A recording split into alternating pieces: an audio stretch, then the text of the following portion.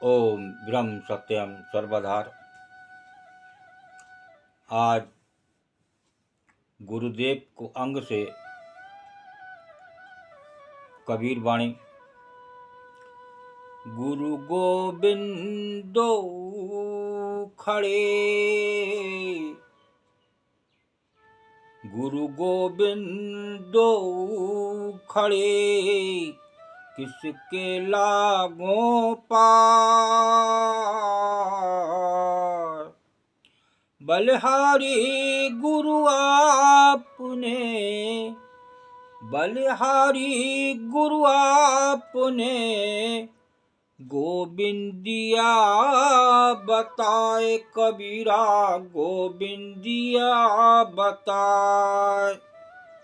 गुरु गोविंदो खड़े, किसके लागों पाए, बलिहारी गुरु आपने, गोविंद दिया बताए। आपके सामने गुरु भी खड़े हैं, गोविंद भी खड़े हैं, किसके पांव लागें, ये बड़ा असमंजस का मामला है। तो यहाँ पर एक कबीरदास जी की बात को समझें। तो यहाँ पर गुरु और गोविंद के बारे में क्या विचार दे रहे हैं, क्या करना चाहिए हमें, गुरु कौन है, गोविंद कौन है।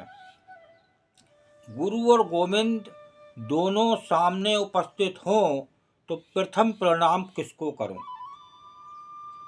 देखिए, वही बात अभी जो की जा रही थी सामने आ रही है। बड़ी ही असमंजस्य की स्थिति है, परंतु वे तो गुरु का ही उपकार है कि उन्होंने ईश्वर को प्रणाम करने का आदेश दिया।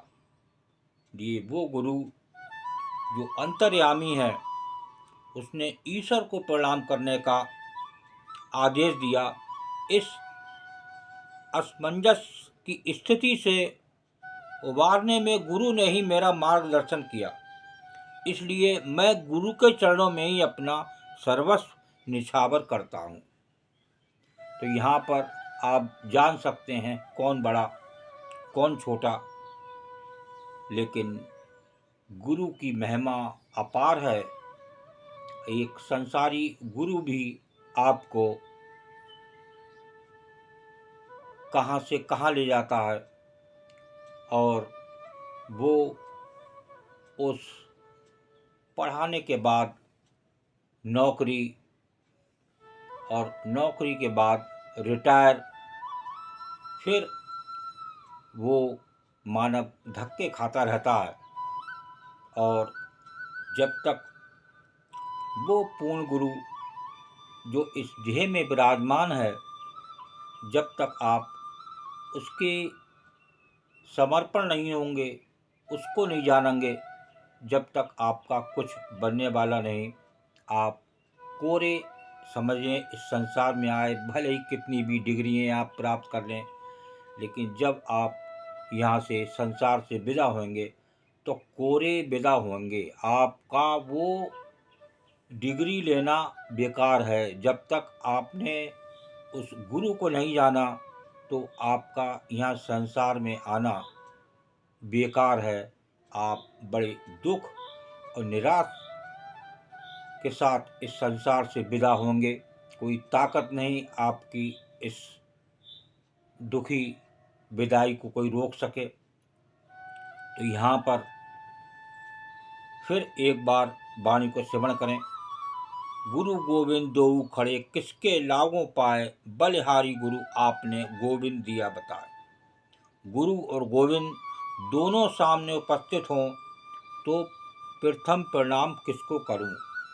ये बहुत समझने वाली बात है।